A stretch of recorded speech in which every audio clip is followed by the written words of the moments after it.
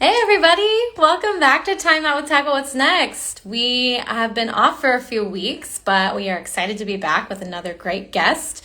For those of you who are tuning in for the first time, Timeout with Tackle What's Next is where we speak to athletes and executives about how sport has made a difference and changed the trajectory of their lives and what they've learned in life after the game. I'm your host, Danielle Berman. I am the founder and CEO of Tackle What's Next.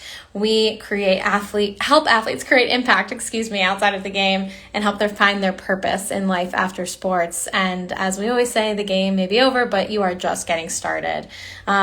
Really exciting announcement before I introduce our guest today is that we are also on Apple Podcasts and Spotify Podcasts now.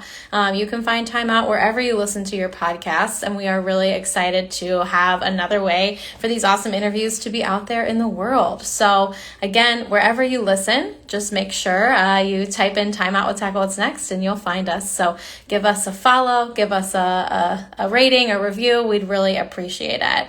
And our previous episodes are all up there, all 10 episodes. So you can go back and listen to your favorites right now. And tonight we are talking to Myriam Glez. And Myriam is a two-time Olympic synchronized swimmer. And she's been a part of 4 Olympics as either an athlete, a team leader, or a coach. She's been on Team France, Team Australia, Team Great Britain, and of course, Team USA.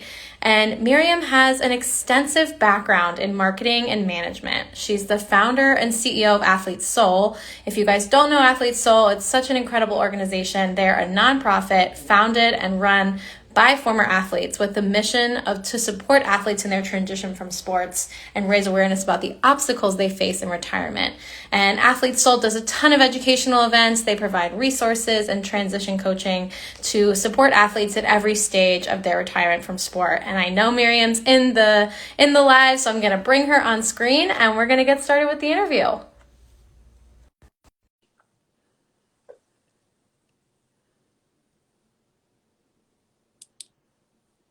Hi, Myriam.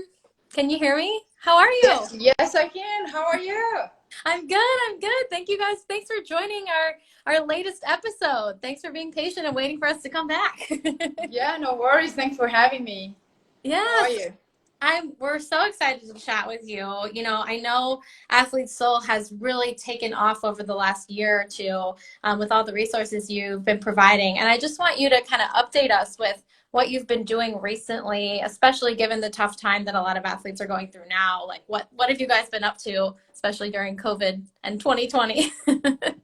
Yeah, we did a lot of a virtual events between March and really July. We've taken a little bit of a break because we've all gone through a bit of a Zoom fatigue. So we provided a lot of educational resources for athletes to learn and understand better what it means to transition from sport and sort of how to better be prepared. So that has been a lot of our focus. We've been refining our coaching program as well. We're actually in the refining stages for our career accelerator program. So we've added a lot of things to it that's still in the work. And then most recently, we've been doing a lot of networking, just small curated group of former athletes getting together to network and learn more about each other, both from a social perspective and a business perspective. So that has been more of the recent, last 2-3 months of activity. Yeah, so just a couple things. You guys are definitely staying busy. I'm sure Yeah, right. calendar crazy. And I want to talk a little bit about your background and how you got into this area of athlete transition. You're a former athlete, you're an Olympian, you've competed for multiple teams in synchronized swimming. So let's start at the beginning. Where did this interest in swimming and synchronized swimming come from? Was that your first sport experience? And just tell us a little bit about that and your childhood with sports. Yeah, absolutely. It's actually not my first sport experience, although I started at 6 years old. Prior to that, I played tennis. I hated it. It was definitely not for me. I have zero hand coordination and eye coordination, so that's not going to work. I grew up in a family of skiers, so I did a lot of alpine skiing growing up, and my family's in the Alps. I had nobody in swimming, but I saw it on TV. In France, it's a pretty wide sport, really, and the competitions are on TV, and I saw it on TV, and that's what made me want to get started. So yeah, no family history of synchronized swimming whatsoever. It's pretty a niche sport, right? So it's not something you get into. Like I said, I started at 6 years old.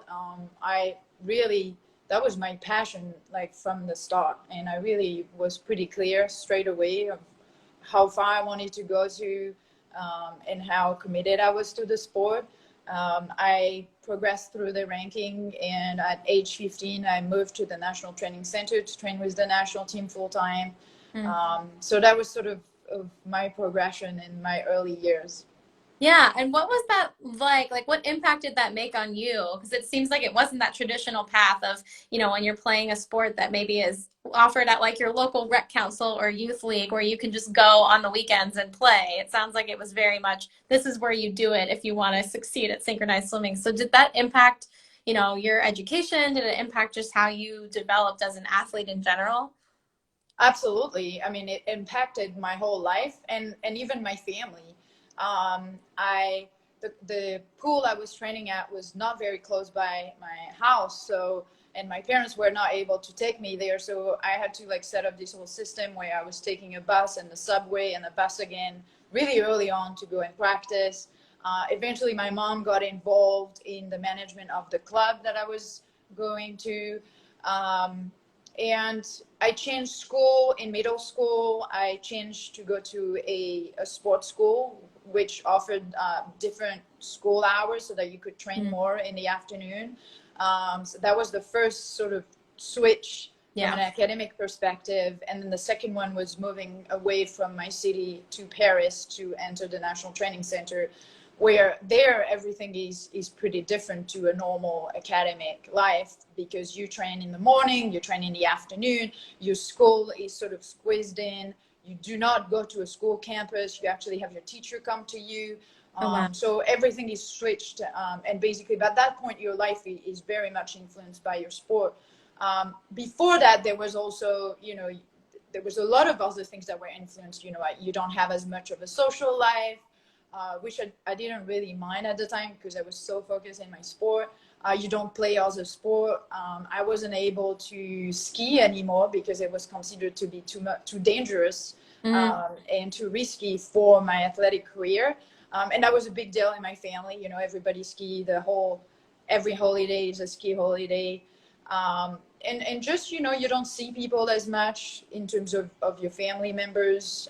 And then my family started traveling to my competition to sort of be able to see me and catch up with me. So it impacts your life at every single level, from very early on. Yeah, and I think that probably continued into becoming an Olympian and competing in the Olympics. Again, I think it's a different sports experience than maybe playing for a professional team or a league where there's a season and then there's an off season and you kind of have that routine, if you can call it that. Olympics is every 4 years and you have to compete and do worlds and all these different things. So what was that experience like, and what did it teach you about yourself? What do you still take away from that in some of the work you're doing today? Yeah. So especially in synchronized swimming, I think the season is a little bit different. The season is very long. Typically, you only take a few weeks in August, and the rest of the time you're in training mode.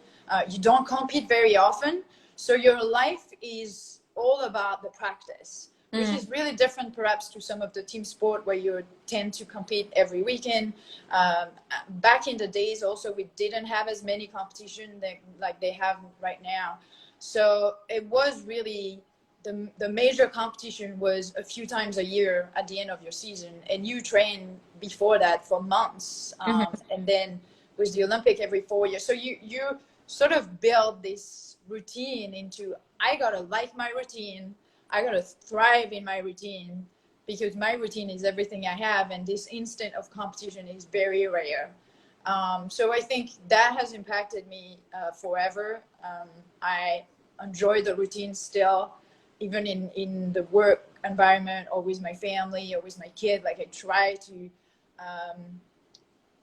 really take advantage of the schedule in the day and enjoy it, like really enjoy every single day and the work that you do through that process. So I think that's one thing I took away. Obviously, you know, the hard work and the commitment, you know, all those basics that you see with every other athlete. But for me, it was really keeping track of the long-term vision, the long-term goal, while still being able to enjoy the moment and the daily routine, and constantly balancing these two aspects basically in your life of like, okay, I know what I'm doing this for, but I'm going to enjoy what I'm doing now. And I think that's like what happened in work and business every day. So that's really, really useful.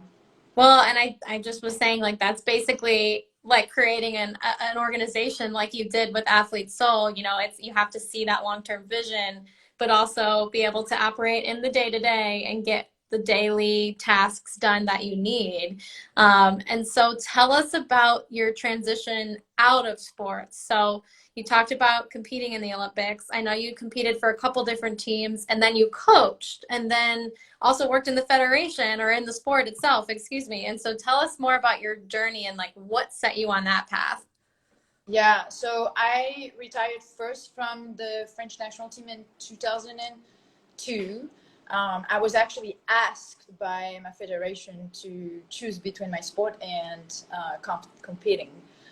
So at the time, it was not a very comfortable retirement, if I can say it this way. I wasn't really happy to leave the sport. I actually dived into business school and the business side, and really wanted to prove myself in a different field. I worked for a hotel company in marketing, but also their sponsorship group for many years in France and then Asia and Australia. And so it was rough from the first few years, just figuring out what I was outside of synchronized swimming. But at the same time, I had a lot of things to hold on to. And so that helped me a lot. And that gave me motivation and a goal to pursue, and sort of like to forget that, you know, I wasn't an athlete anymore. So that helped a little bit. Then after that, I ended up coming back to the sport when I was living in Australia and competing for the Australian team, continuing to work for this hotel company down there. And then eventually we, with my family, moved to London because my husband's jobs had been relocated. So that's when, at that point, I went back really into full-time coaching, working with the team, the high performance management. And that's the first time, I guess, that I realized that I could combine my experiences in sport and my experiences in the corporate world. So before that, I had never thought that I would actually go back and become a coach. That had never been one of my idea for a career after sport. So it sort of just happened, and it came to me naturally. And then, you know, after that, Athlete Soul. Yeah. And tell me more about the purpose behind Athlete Soul. Obviously, you're an athlete. You know uniquely what that transition's like. But why create a nonprofit? What was the reasoning behind it? And what motivated you to decide to put your time and effort into such an important concept? Yeah, so at the time when we started it, I had a lot of former athletes that were reaching out to seek help or guidance while they were transitioning. I ended up doing a fair bit of research on the topic, and that research connected me to a lot of former athletes, and we all felt that there was some support available at the time, and there's a lot more now, but at the time it was pretty limited. And so we just felt that there needed to be something else, and we also wanted it to be a legacy support system coming from the former athletes to the athlete. So that's sort of how it came about. I had the opportunity, I say now, to have two transitions out of sport in my life that were completely different. And I can tell you the second one, because I was prepared, because I had already done it, because I had a job planned, it was much easier. And because it was my choice. The first one wasn't like that.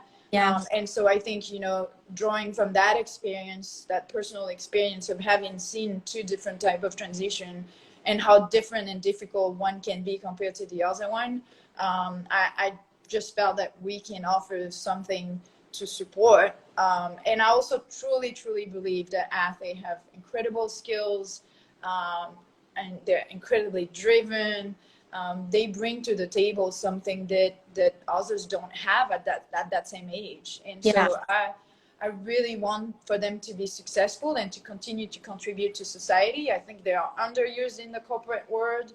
I also felt slightly inadequate when I transitioned myself into the corporate world, not from not being capable or able to do the job, but because I was too intense. And so I just felt like if you can teach athlete how to tame it down a little bit, but still be driven and still, put all those soft skills that you have to the service of a company, you can be really successful and progress much faster than other individuals.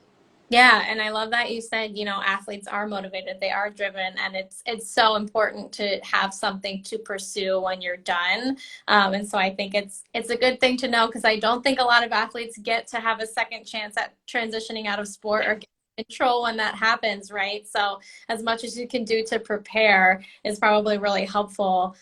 You've talked a lot about the skills you're still using today that sport taught you, but what do you want athletes to know? What are you talking to the athletes you work with now about preparing for transition? If someone's watching this and they're saying, oh, I have time, or I have to think about this, but I don't know what to do first, like what would your piece of advice be to them? I think the first thing is, to prepare now. You want to develop outside of your sport, in whatever field and whatever that means, just so that you are more than an athlete. I think that's really important first. And also something that I didn't do as an athlete, and I wish I had done now, is really use my personal experience, my personal brand to develop a path, develop relationship, or perhaps search for small courses or experiences that I can build upon. So, if I want to work in marketing, I can use that and go and take a digital marketing course, or I can connect with people that work in marketing. Right. So a few things like that. I would have loved to do that. It never occurred to me to even think about it. So I think that was one thing. The other one is also to be able to better articulate early on what I've learned and how that can transfer and be used. Yeah. And that cannot be underestimated.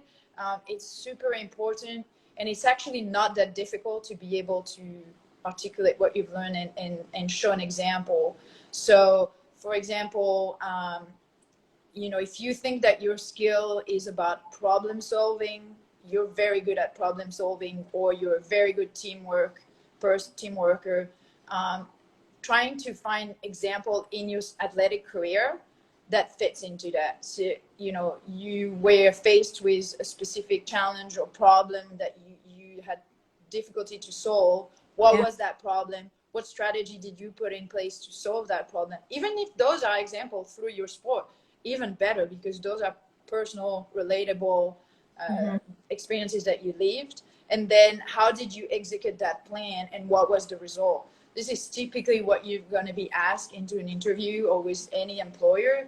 Yeah. And for you to be able to clearly show, what the problem was and what was your strategy and how you solved it, is exactly what you're going to be asked for in any company. So articulating specific trait or skills that you personally have with sport example, because you don't want to be talking about things you don't know about, or perhaps the company, or like example that you do not relate with, like something that you can relate with, that you have experienced yourself, and it makes a lot of sense. It's going to be so much easier to talk about, and it will be very clear on what you've learned and illustrating that soft skills that you have.